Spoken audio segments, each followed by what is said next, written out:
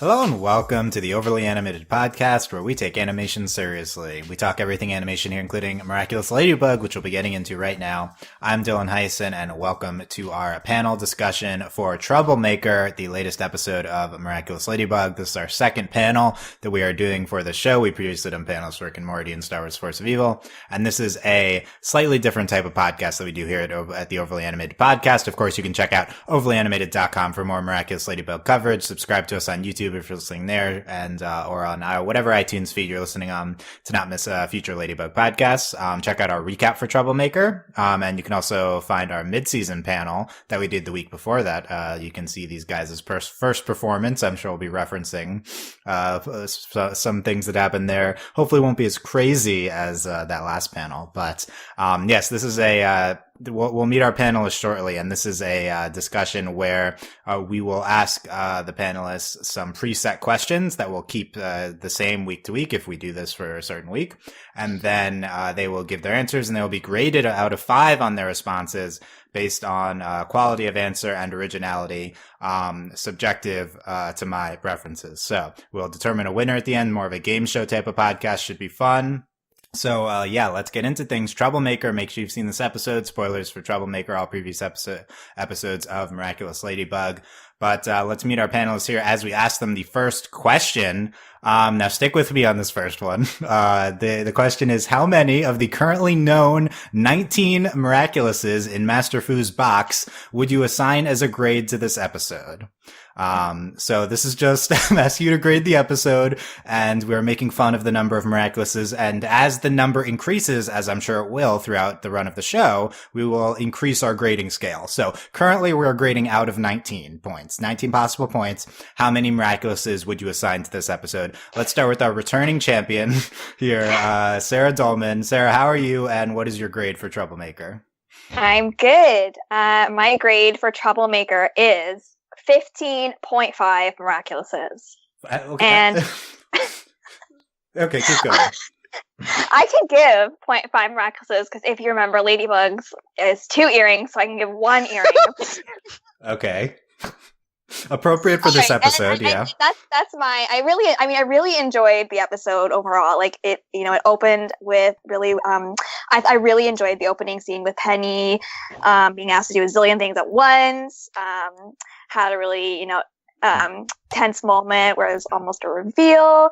The ending scene with Marinette Adrian was like just too much for me. I couldn't handle it, but I dock a few points because the middle of the ep felt kind of weaker to me. The fight and the Lucky Charm thing was kind of hard to follow. So yeah, I mean, I feel like 15.5 is a pretty fair assessment. Okay.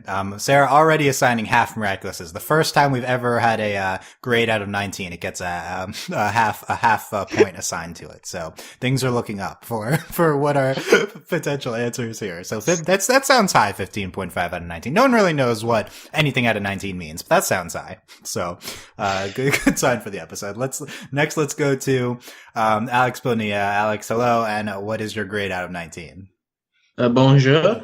I would like to give this 13, which is fancy talk for 13. I think the motivations for getting akumatized in this episode happened fairly naturally on the scale of Ladybug akumatizations, which is admittedly a very askew scale. But I think I bought it very much in this episode. The teamwork between Ladybug and Chat Noir and the fight scenes was pretty solid and a little more tension than normal, I think. So that also made that interesting to watch. The ending scene was something, but that's better than nothing. So it gives us stuff to talk about later on. So I appreciate the ending. I give it a little points off for the villain, which is usual for Ladybug. I think it's a standout episode of the villain is also great. But I think that the Troublemaker's design isn't that interesting, and the actual fighting was okay in parts, and then it dragged in parts. So like that stuff didn't exactly work out. But I do think overall the sum of the parts of this episode is above average for Ladybug. So I think it deserves to be in the double digits. Oh, okay. Well, yeah, that's a clear metric that we are establishing in terms of the grading out of 19. Double digit score is important. You said the ending scene was something, Alex. Does that mean you didn't like it, or does it mean you liked it? It means that it made me think. Like, what specifically did it make you think about? it made me think about where we really are in the Adrian Marinette dynamic. Are we really advancing? Is this all a ploy to trick us into thinking we're getting close? We're not really getting close. Yes, that's a summary of season 2. Yes. Yeah. So like, I know some people are taking this as, oh, this is confirmation that we're finally getting advancement on the whole identity thing, and I'm just like, well, are we really? But at the same time, I think that the scene itself is funny enough. So like, even if I don't think that the scene actually gives us advancement, but it's still a funny scene, so I give it points for that. Funny identity advancement. You didn't find it a cute Adrianette scene? It's cute on Adrian's parts. Marinette is just being her normal goofy self, but I think Adrian is like showing off a little bit of extraness there. So I appreciate his side of it, like treating it a little differently than he normally would, of just being like, okay, whatever, I believe you. Okay. Interesting perspective there. That's my favorite part of the episode. Is Alex defending this take? Let's see if anyone else agrees. Next up is further cementing his status last week as panel legend. Here is Andy Potter, who will not be rhyming this week. Andy, hello, and what is your grade out of 19? Dylan, I'm glad to be here today, and I hope I'm here to stay. But my my grade out of 19 is 10 Miraculouses.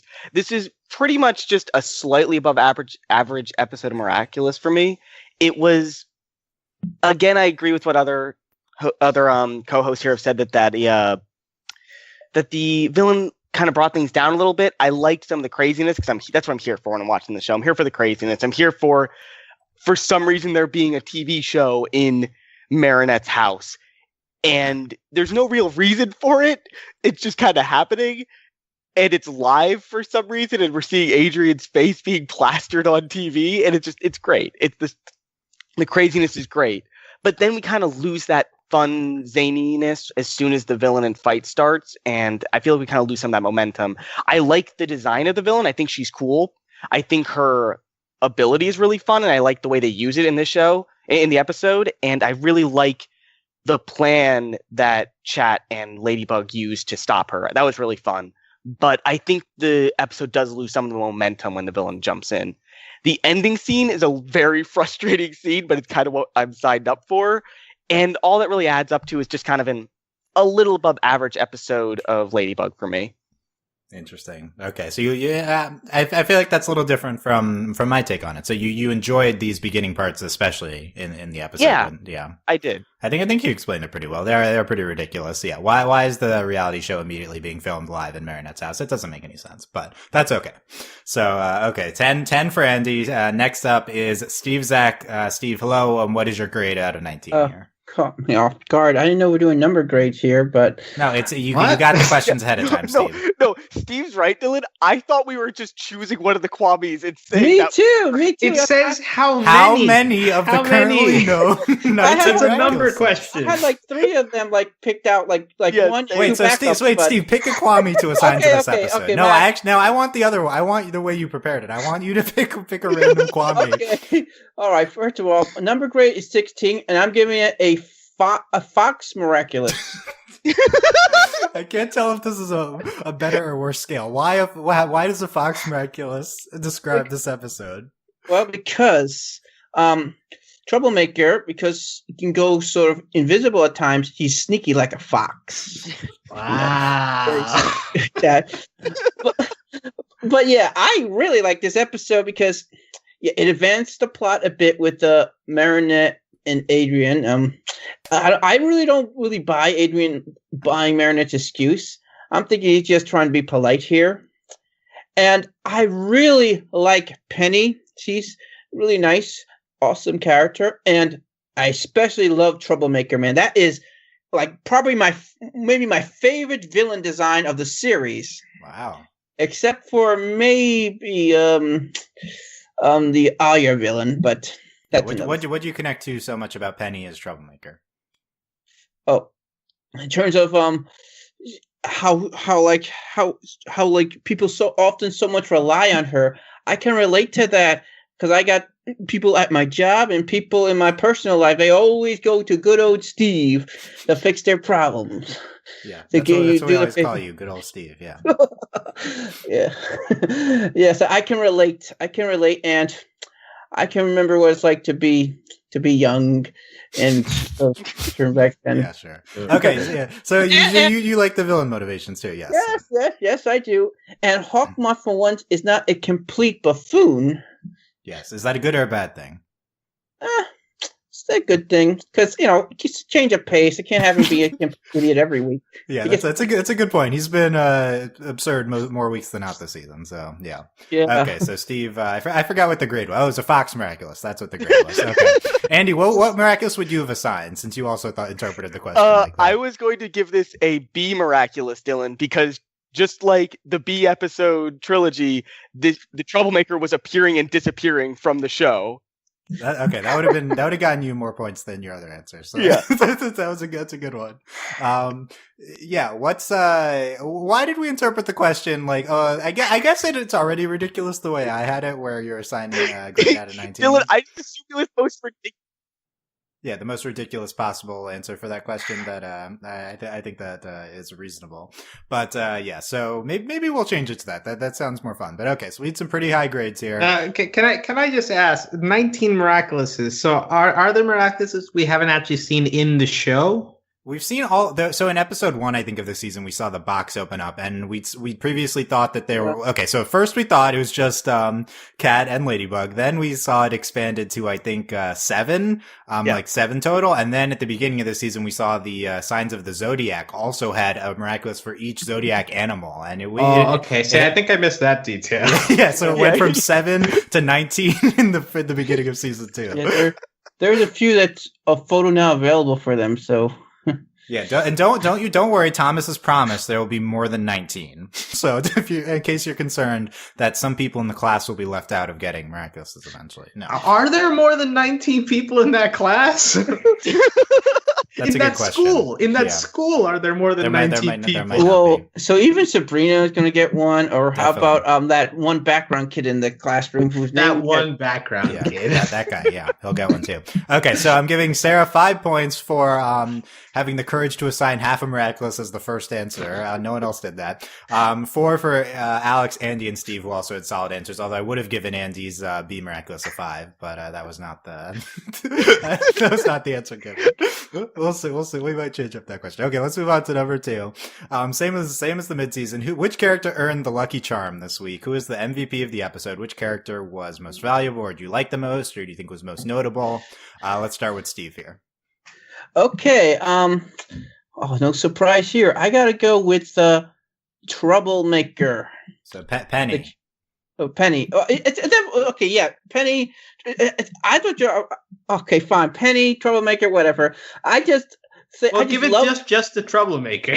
Yeah, I just love her powers, her design. She just the reason I love the episode, and I love Penny too. So that's my MVP for the episode. Okay. Yeah, what can I say? Okay, so that counts as Penny and Troublemaker for my grading for the rest of you. So cross out Penny on your list. Andy, who's your MVP? I think my MVP. Wait, let's hold on. Who earned the lucky charm, Andy? Who earned the lucky charm? I apologize, Dylan. In my defense, you said MVP. Yeah, I know, that was my fault. The person who earned the lucky charm in this episode, Dylan, was definitely Tiki, for being the creepiest character ever this episode. Like, she was just in the background of every single scene, just watching everything. It was just so creepy, Dylan. And she just ended the episode and it was like, was that a joke? And Meredith starts laughing. I'm like, what are you doing, Tiki? Like, it was hard to watch this entire episode without thinking, what is she doing in any scene? And it was really hard for me to focus. Sometimes, like during the reality show, especially. Wait, so why does that earn her the lucky charm? Because she encompassed my viewing experience, Dylan. I couldn't not watch this episode and think of Tiki. It was really hard. So she was the audience surrogate. You were also being creepy when watching. Yeah, pretty much. Yeah. Okay. I don't know if we arrived at a coherent place there, but yeah, Tiki is definitely a possible answer for this question. So Tiki gets the lucky charm for Andy. Alex, who gets your lucky charm? Look, I'm going to rebel here a little because Steve, when he gave his answer, was only focusing look, on the hold villain. Hold on. Alex, I'm only just going to warn focusing you. on This the is villain's Alex. side. I'm going to So warn you. This his is a MVP mistake. is Troublemaker, and my MVP is Penny before she gets akumatized because she is a boss. Okay, she handles under pressure very admirably. She's the one who thinks of the idea to get Jagged at Marinette's house, so she is also the driver of this plot in the first place. And she takes initiative when Marinette's privacy feels violated. She's the only one who notices Marinette feeling sad, and she's the one who takes action. So she is very valuable both to Marinette, to Marinette's family, and to my heart. Penny is amazing. And once she gets de-akumatized, she gets the love that she deserves, love that she has been missing in her life because she's been neglected by the system around her. And she finally gets redemption at the end. So Penny, in her normal state, is the lucky charm of this episode. Does that mean you're shipping Jagged and Penny? We'll get to that. Oh, okay. We'll see. So Alex has chosen Penny over any chance of winning this panel. So gotcha. Okay. Yeah. Next, Sarah, who has earned your lucky charm? All right. The lucky charm for me goes to Sabine, which is Marinette's mom.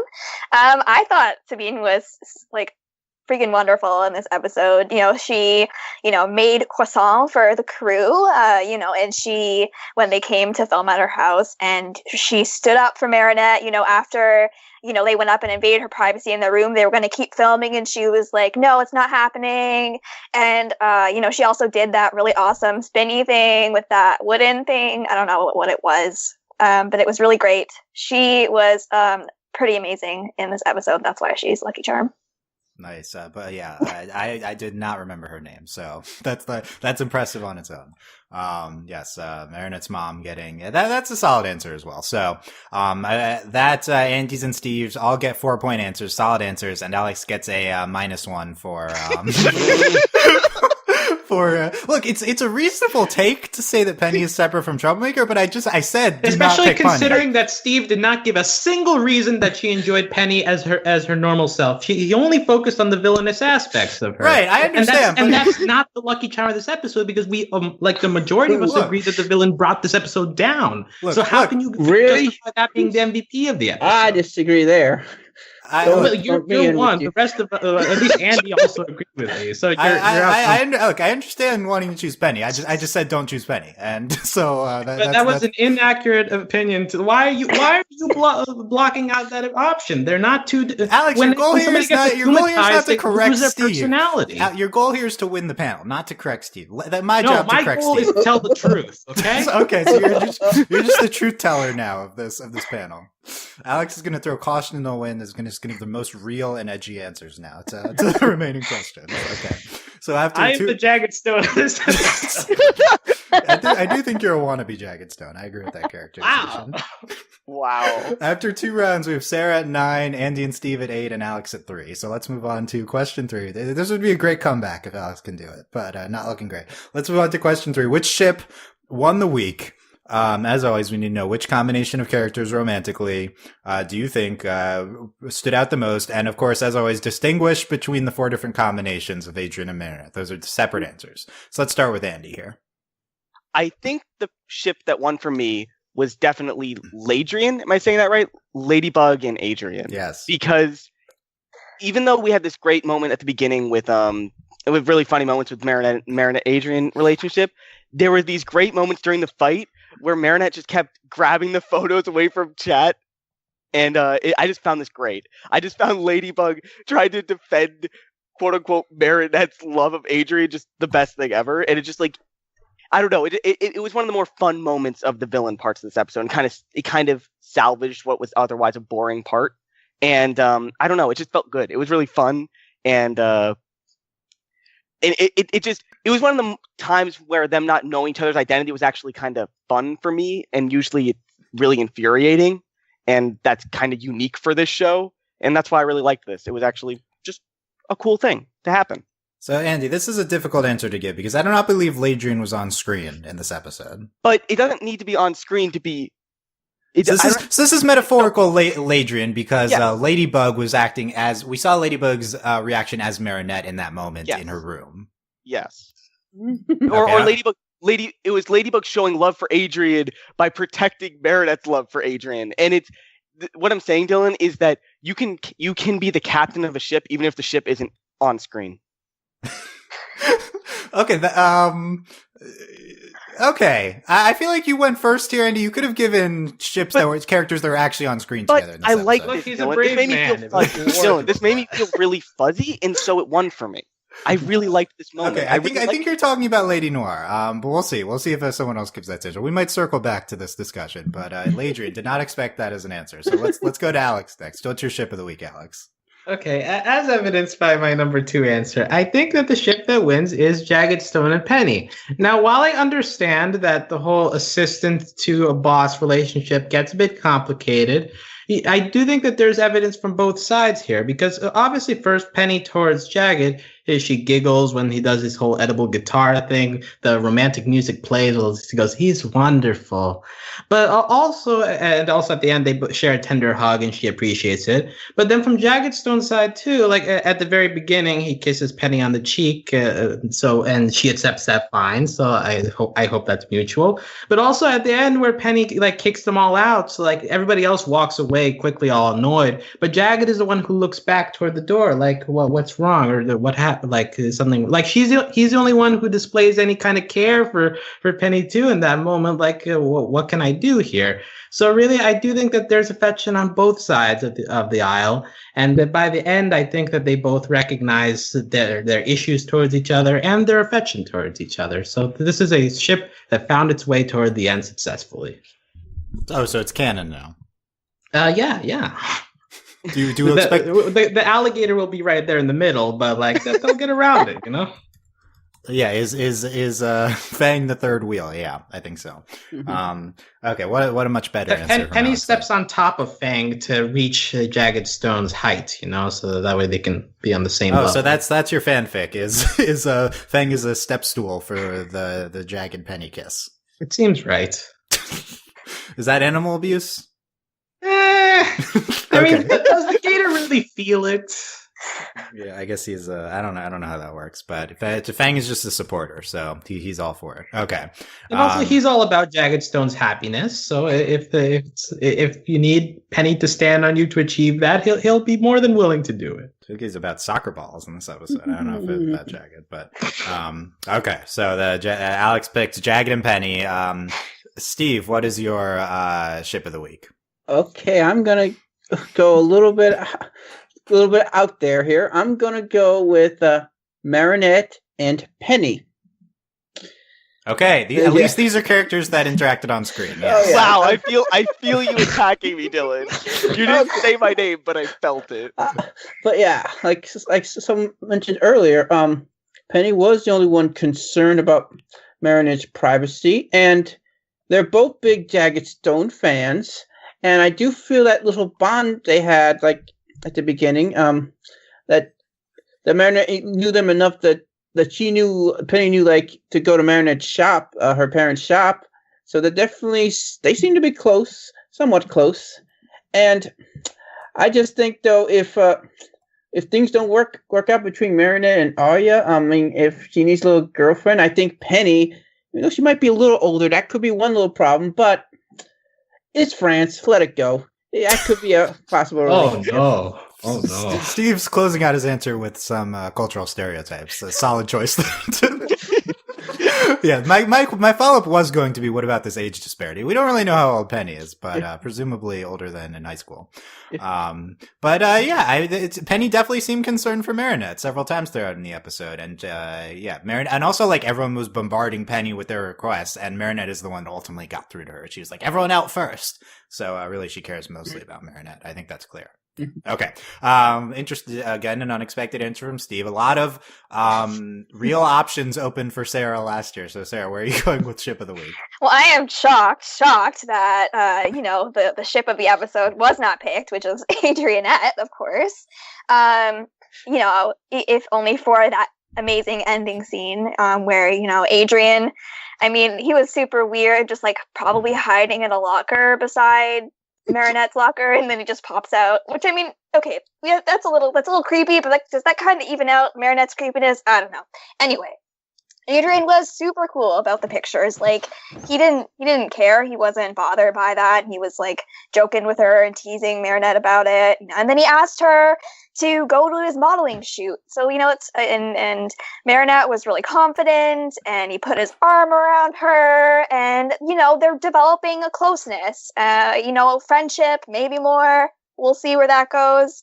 But Adrianette wins the episode for me for sure. Yes. Clearly the number one pick, and yet none of these other people took that. So interesting there. Good, solid answer. No one picked Lady Noir, even though they held hands in this episode. I'm making that the screenshot. However, Ladybug took great objection to Bugaboo. That's a chink in the ship right there.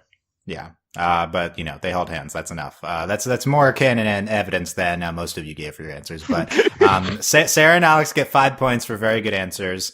Andy gets 2 points for a very bad answer, and then Steve gets 3 points. I would have given him like 4, but I'm knocking it down first where he went at the end with that. So, I do appreciate that Andy is just going so hard in the paint for Lady Noir. When you have an OTP, if you just name it every week as your ship, it's always ship of the week in your heart. So, or not Ladrian, yeah. So, yeah. That's admirable, but did not pay off in this question. Let's see if it pays off till like Morty paid off for Alex. Yeah, if you keep repeating it, we'll see what that paid does. Off. In humor, yeah. So after 3 rounds, Sarah 14, Steve 11, Andy 10, Alex 8. Not really giving Sarah any competition here. Okay. Come on, step it up, guys. Dylan, I think this is unfair because Sarah's actually smart and tries to play this game correctly. Sarah is actually trying to correctly. win. None of you else are trying to. Steve is trying to win. Steve just had a stumble. He could still pull this off. Okay. Number 4. Who do you blame? So this is a question that's going to apply every single week. So we'll see how it applies this episode. It doesn't really, but this is a question that's supposed to be there every single week.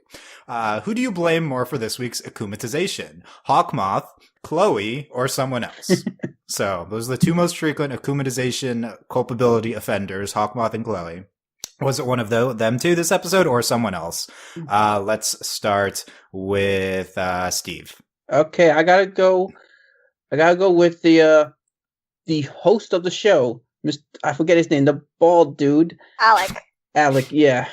Yeah, he's the one who, first of all, who kind of decided to just break into Marinette's room, her privacy, and that really caused things to escalate beyond out of control, and that really caused Penny to lose it and gave Hawkmoth the chance to akumatize her. And this is not the first time he has been directly to blame for akumatizing somebody. So wait, explain the other times, please. Okay. There was the one show. He kind of was very aggressively in trying to antagonize somebody, and he made that person he embarrassed that person, and that allowed Hawkmoth to akumatize that person. So we need some more specifics than that. Yeah. Who is that? I was about to be impressed that you named a second Alec episode appearance. I remember he'd been in the show before. I just didn't remember what episode. So I don't know the guy's name, but I believe it was. If I may step in the Lebu Noir, the Dark Owl, he's the one who displays the Ibu Noir on social media show, calling him a loser, and that is part of his descent into madness, for example. Mm-hmm. Oh, isn't it also in Jacques Adi, where he doesn't let him the guy with the Simon Says guy do his thing on TV? Yeah, he's the one, that as well. Yeah, he really egged him on, made it even worse than the situation was in the first place, because he really wanted a rating, so he loved to see that poor guy in pain just to get the ratings up. Yes, yeah. The people, all media people in Miraculous Ladybug are obsessed with ratings. That's very clear at this point.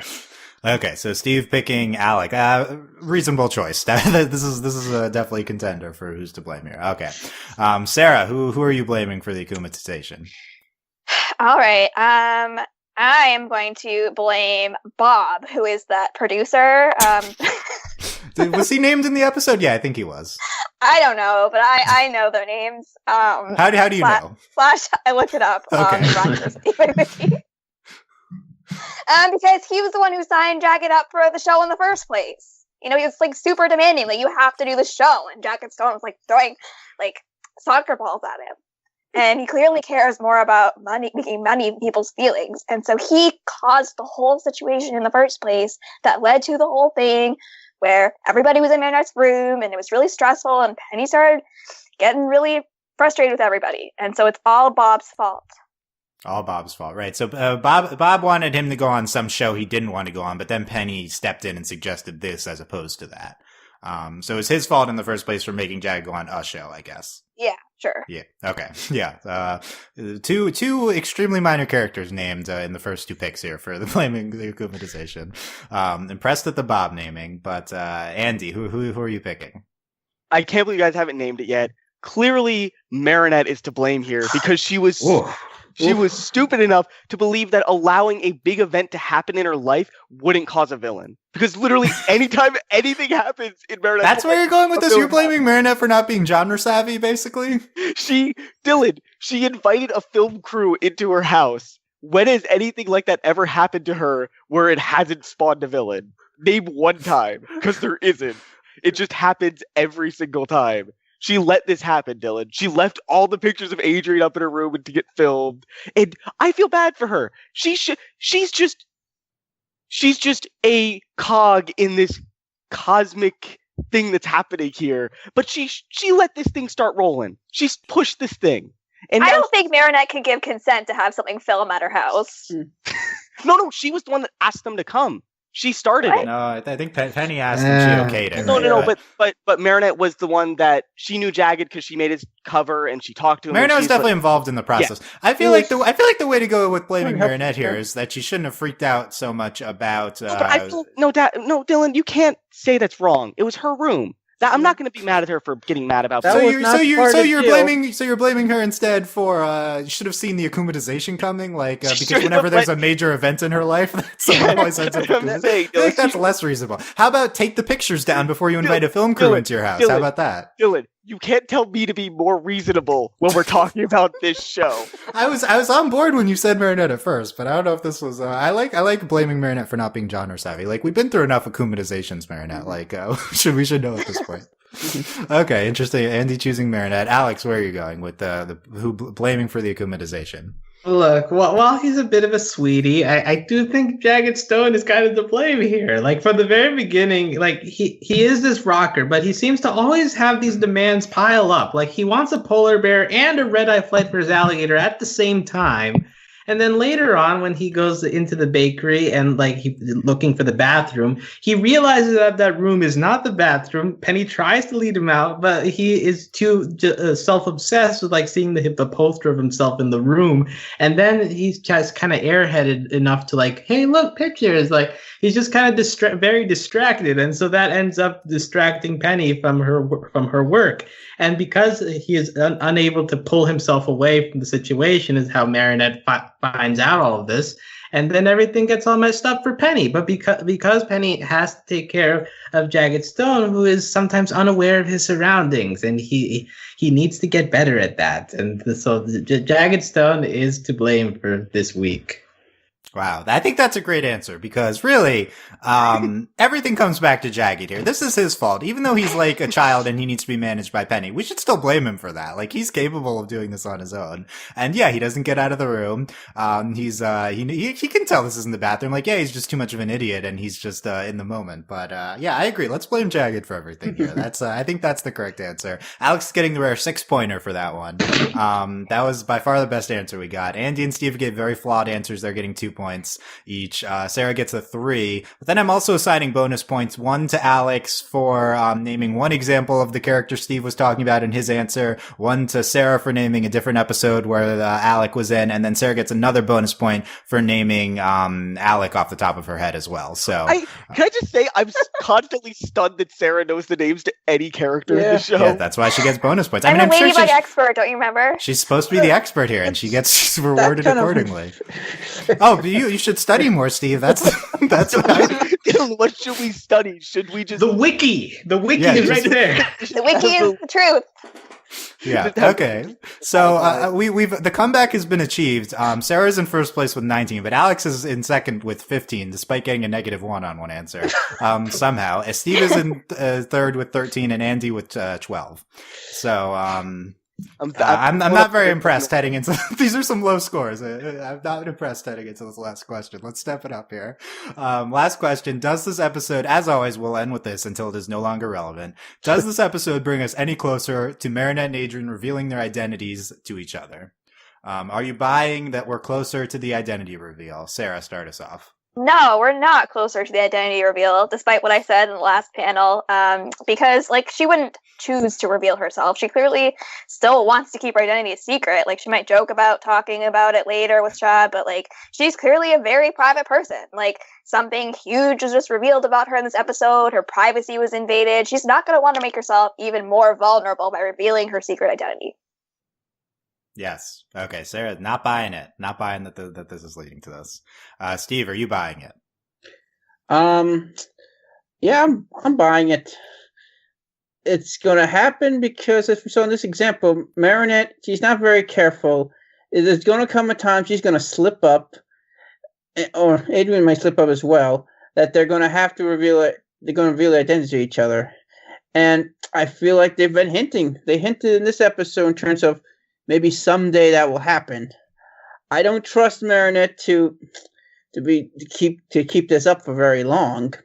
Hopefully, because I can't wait for their identities to be revealed. It's going to make their lives so much easier. But heck, Yes. Maybe I'm being too hopeful. Yes. Okay, Steve, just in general hopeful for the identity reveal. Okay. Andy, are we closer to the identity reveal? Yes, but I'm not hopeful like Steve is. This is a tiny little baby step towards the inevitable conclusion of Ladybug in season 20 where they reveal their identities, Dylan. Because right now we've gone to the point where they're actually acknowledging the fact that, hey, we could do this at some point. But, like, they never really talk about it other than, like, one or two times before this. Like, hey, maybe we should tell each other our identities. But no.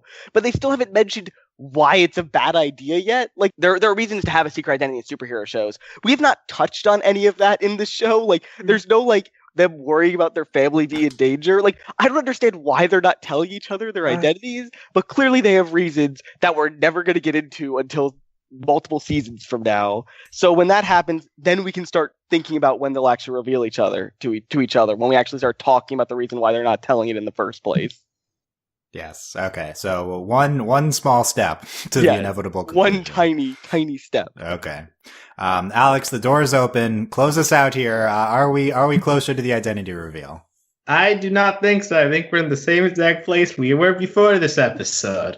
Look, at the very end, they talk and Adrian is being very sly about things, but just because of the pictures, and Marinette gives the reason, "Oh, I'm into fashion," and I don't trust Adrian is smart enough to see through that. I think he takes that at face value, and he uses the phrase "I'm happy to have you as a fan," or in the French version, I think "I'm happy to have you as a friend," or whatever.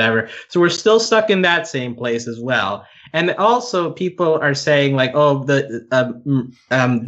had her half Miraculous gone, and so Chat Noir should have seen half her face or something.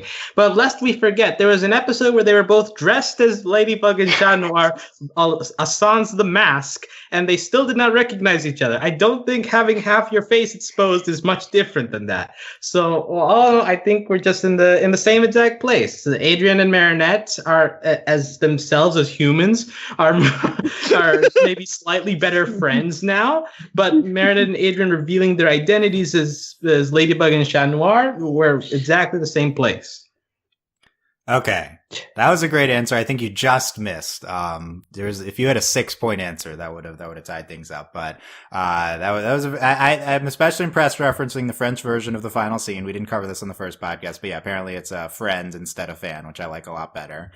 Which we were covering the French one, Miraculous Subs, come on. And, but yeah, this is a solid reasoning all around here by Alex. 5 points. Andy also had a solid answer, 4 points. And, Steve and Sarah answers with 2 points there. Which brings us to our final score where, let me tabulate the results here. It ended up being a close contest. It didn't have to be. But last, Steve, 15 points. Second, third, Andy, 16 points. Alex with 20, and our winner, Sarah, with 21 points. I'm telling you, it's rare because Sarah takes this seriously. Alex, how does it feel to come up 1 point short when if you just gave anything remotely close to a reasonable answer in the second question, you would have won? How does that feel? Well, look, if you guys leave with any message today, Penny is amazing. Penny should have deserved her entire podcast, and so I feel that I contributed my part to supporting the Penny Alliance. Okay, Wait, why did Alex get the soapbox to stand on? I don't understand. That's not. Oh yeah, he got pseudo final thoughts, but that's Alex chooses Penny over the panel. I was thinking about just giving him a 0, but I was so mad he did it anyway. I gave him a -1 on that question. So that's what the difference was. Sarah, your decision being faulty and deciding to think Penny and Troublemaker are the same character because they're not, just like Gorizilla and the Bodyguard are not the same character. Let's talk about Gorizilla. No, yeah. It's like, the important thing is I'm the one grading this, and that's what should have been. You literally told us, Alex. I said I gave you. He's a faulty judge. Alex, I agree with you. You can't protest the premise of the panel. That's what you get for agreeing to be on here. The consequences on that, unlike these cowards over here. Okay, that's fair. Yeah, you're at least willing to take negative points. Like Penny, I'm willing to take initiative to things, even if it involves people looking down upon me. Okay, Alex, who I called the wannabe Jagged Stone, is also wannabe Penny. Gotcha. Interesting. Sarah is. Let's go on. Sarah's our real winner here. We got bonus points along the way. Pulled out names. Got it done. Sarah, you have 30 seconds to talk about anything Ladybug you want. What do you have to say? Okay. I don't really know what I have to say other than I am very disappointed that episodes keep getting pushed back. Come on, let's get them. Let's get those episodes. Anyway, yeah, no, I think I take this panel very seriously. I take this panel very seriously. It's overly animated people. I'm beating you at your own game here. I think we should all take Ladybug more seriously. Shots fired. Wow. So yeah, Sarah coming and demolishing them. Yeah, this is Sarah's second podcast. She's won on her first and second podcast, and you all have been on like 15 panels, and this is failing. Come on, guys, step it up. I think that's a point against us. We're not doing better per panel. I think you've had more time for me to start hating your answers, so that's probably what the real reason is. But no, Sarah. Also, we're calling a 1 point victory at demolishing. All right.